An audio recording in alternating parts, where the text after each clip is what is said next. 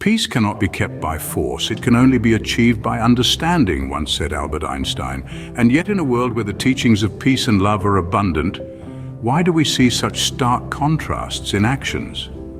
Take, for instance, the ongoing conflict in Israel. The nation, known for its deep roots in religious history, finds itself in a paradoxical situation. On one hand, it claims to be a chosen land by God, a land of peace and love. And on the other hand, it is a ground zero for violence and conflict, causing the loss of countless innocent lives, including women and children. The question arises, is this the manifestation of God's will as they claim it to be? If we turn the pages of religious texts, we find a different story. The Bible, the Torah, the Quran, and many other religious texts speak volumes about peace, love, and respect for human life. They teach us about empathy, compassion, and the sanctity of each human soul. The teachings are clear. Violence and harm to innocent lives do not align with God's will. The teachings of peace and love are not exclusive to a particular religion. They are universal. They transcend boundaries of race, religion, and geography. Yet the actions of Israel contradict these fundamental teachings.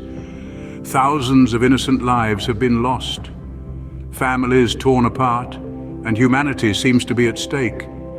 Every day, the sun sets on a land that is drenched in the blood of the innocent. Yet the world watches silently. The ones in power who can make a difference seem to be indifferent. They return to their homes and families, while thousands of innocent lives are lost. The irony is that the actions of Israel, a nation that claims to be chosen by God, are in stark contrast to the teachings of peace and love that God espouses.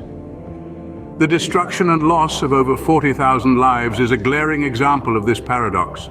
It's time to introspect. It is time for Israel to revisit its actions and align them with the teachings of peace and love that it claims to uphold. The essence of humanity is not in power or dominance, but in love, peace, and understanding. The true test of a nation's greatness is not how it treats its strongest, but how it treats its weakest. In the words of Mahatma Gandhi, an eye for an eye will only make the whole world blind.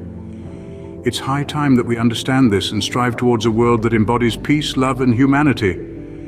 Because, as Martin Luther King Jr. once said, darkness cannot drive out darkness, only light can. Hate cannot drive out hate, only love can. Let our actions be the reflection of these powerful words.